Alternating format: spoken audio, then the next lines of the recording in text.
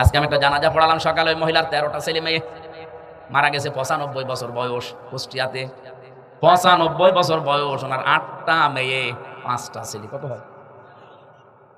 জানাজার সময় এসে এক একজন কাঁদছিল আর বলছিল নাম।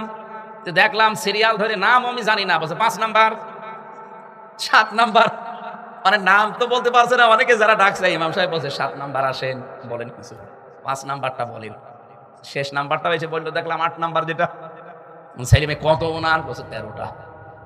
13টা ছেলে মেয়ে, এই মহিলার পেটে জায়গা হয়েছে, অথচ 13টা ভাই বোনের কাছে এই মহিলার জায়গা নেই, না খেয়ে মরে যায়।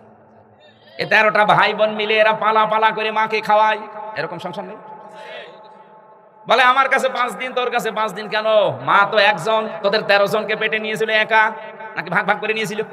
বলেন, তার এতটুকু পেটে যদি 13 জনের জায়গা হয়, তোর 13টা বাড়িতে একটা ঘর জায়গা হয় না।